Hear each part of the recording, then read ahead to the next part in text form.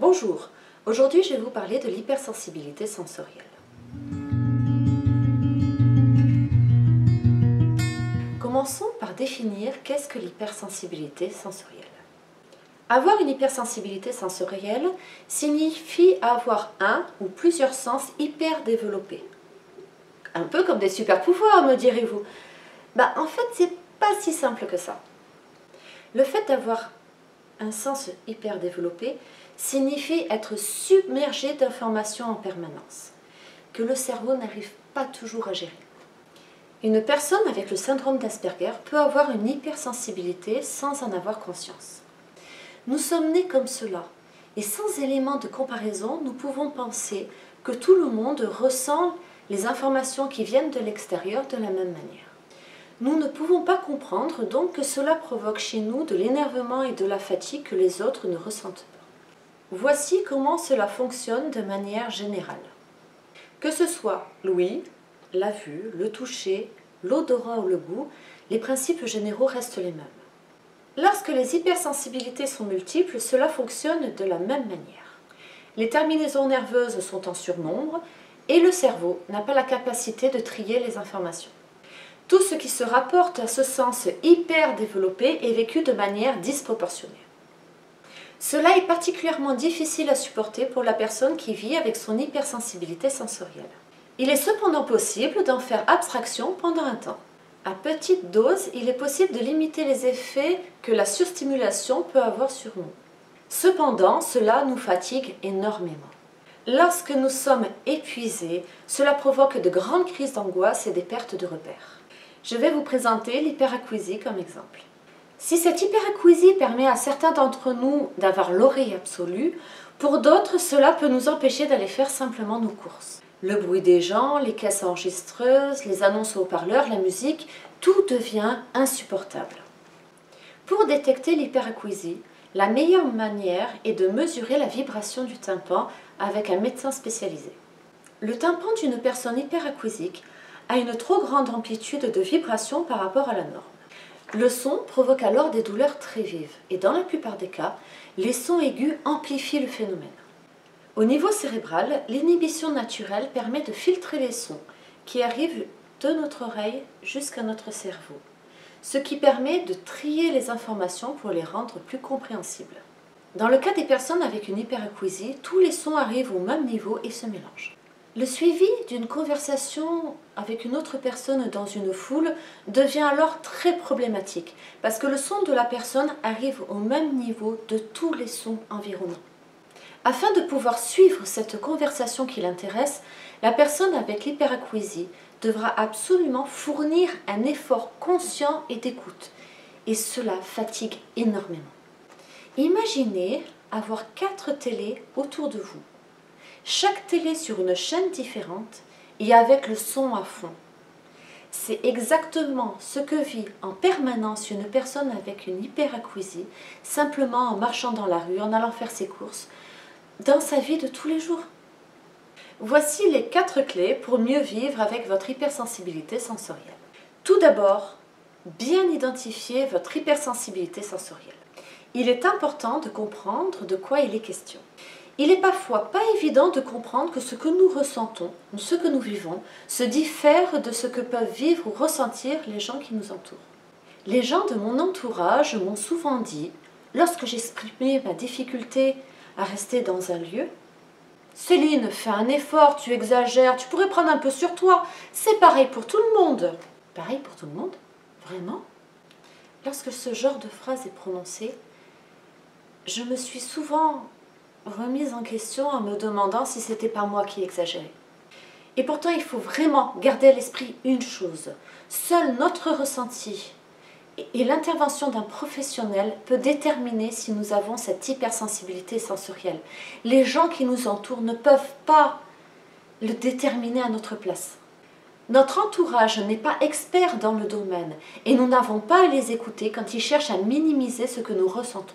Comme je l'ai déjà dit plus haut, non, nous ne ressentons pas les choses de la même manière. Nous sommes nés comme ça. Il est donc difficile de l'identifier. Portez donc une attention particulière à ce que vous ressentez au niveau de vos sens.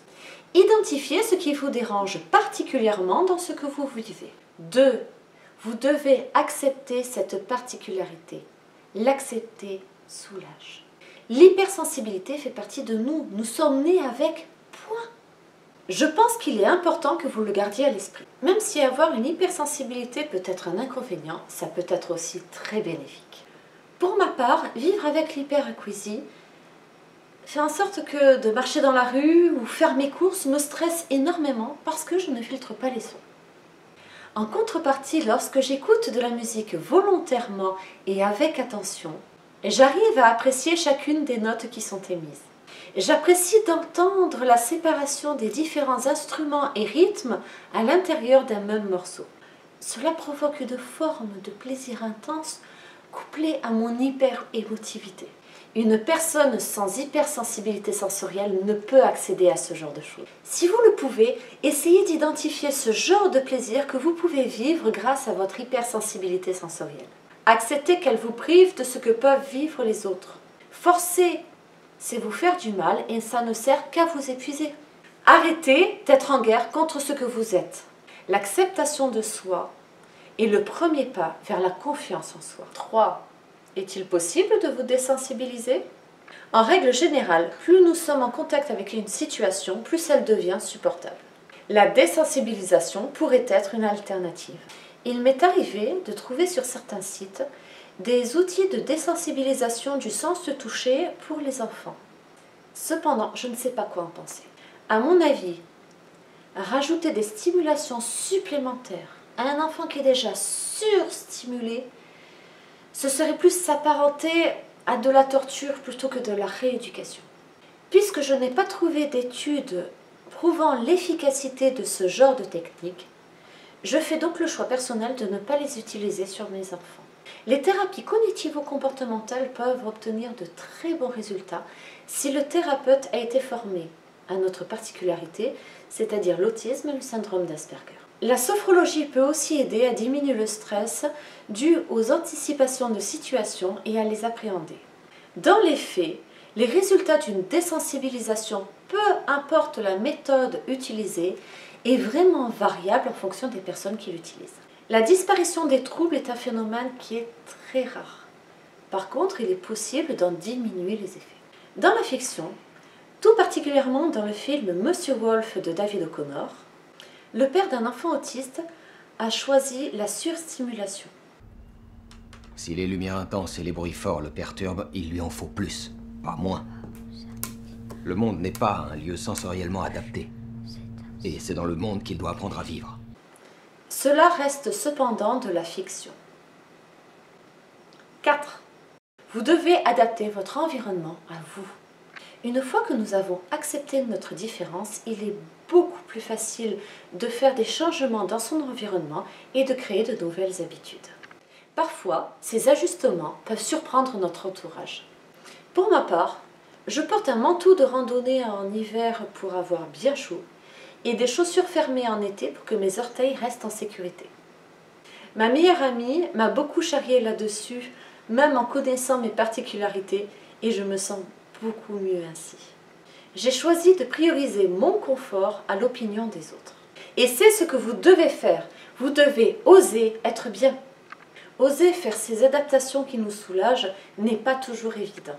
Mais comme je l'avais précisé dans un article sur mon blog, avoir le syndrome d'Asperger, c'est comme avoir une autre culture. Si en plus de cela nous devons supporter les surstimulations, cela devient une torture que nous ne devons pas nous infliger.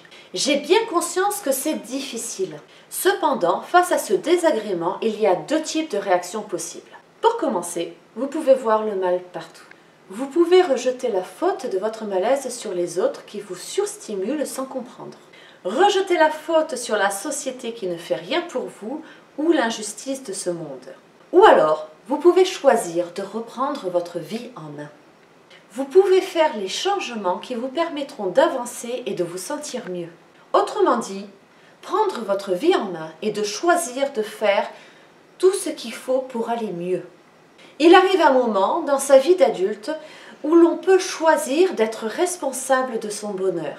Je n'ai pas l'intention de vous faire des promesses et de vous dire que tout va se régler comme par magie du jour au lendemain.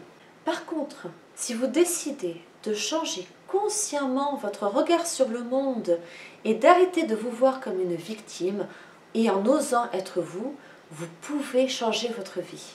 Parfois, il suffit de petites actions pour faire la différence. Porter un jogging à la place d'un jean parce que l'on supporte mieux la matière, par exemple. Sortez de l'idée que vous devez vous cacher et vous fondre dans la masse. Vous n'êtes pas à visionner cette vidéo pour apprendre comment agir et vous comporter comme tout le monde et faire plaisir à votre entourage. Vous déplairez toujours à quelqu'un de toute façon, quoi que vous fassiez. Non!